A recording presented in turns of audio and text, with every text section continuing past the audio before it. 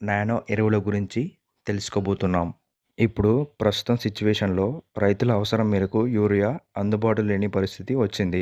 కాబట్టి రాష్ట్రంలో యూరియా పంపిణీ కేంద్రాల వద్ద రైతులు వేచి ఉండవలసి వస్తుంది. కాబట్టి నేను చెప్పాలనుకుంటుంది ఏంటంటే సాధారణంగా యూరియా, డీఏపీల వాస్తవ ధరలు చాలా ఎక్కువగా ఉంటాయి.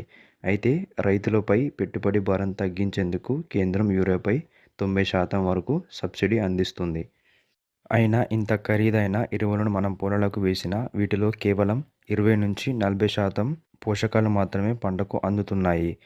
మిగిలింది మొక్కలకు అందకుండా వృధాగా పోతుంది.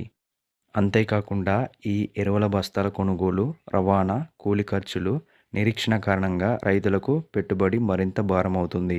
అందుకే ఈ సమస్యకు పరిష్కారంగా వ్యవసాయ శాస్త్రవేత్తలు నానో ఎరువులను అందుబాటులోకి తీసుకొచ్చారు. ఈ నానో ఎరువులు తక్కువ ధరలో రైతులకు లభ్యమవుతూ రైతులకు ఎక్కువ లాభాన్ని అందిస్తాయి. కాబట్టి ఇప్పుడు ఈ నానో ఎరువులు ఎలా వాడాలి? ఏ పంటకు ఏ సమయంలో వాడాలి? మరియు దీనిని కొనడానికి ఖర్చు ఎంతవుతుందో ఇప్పుడు తెలుసుకుందాం. ఫస్ట్ ఇప్పుడు నానో ఎరువులు ఎలా వాడాలో తెలుసుకుందాం. ద్రవ రూపంలో ఉన్న నానో యూరియా, డీఏపీలను పైరుపై పిచికారీ పద్ధతిలోనే వాడాలి. వీటిని భూమిలో గానీ, డ్రిప్ సిస్టంలో గానీ వాడకూడదు. కానీ పంటకు దుక్కిలో సిఫారసు చేసిన ఎరువులను యథావిధిగా వేసుకోవాలి. మరియు పంటకు పైన సిఫారసు చేసిన ఎరువులను మాత్రం నానో ఎరువుల రూపంలో పిచికారీ చేసుకోవాలి. నెక్స్ట్ ఏ పంటలలో ఏ సమయంలో పిచికారీ చేయాలో తెలుసుకుందాం.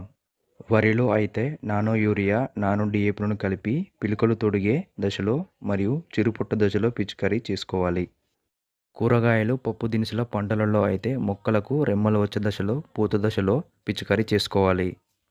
పండ్ల తోటలలో ముఖ్యంగా మామిడిలో పూతకు ముందు డిసెంబర్ నెలలలో నానో డీఏపీ స్ప్రే చేయడం వల్ల పూత బాగా పెరిగి దిగుబడులు వచ్చినట్లు శాస్త్రవేత్తలు చెప్తున్నారు.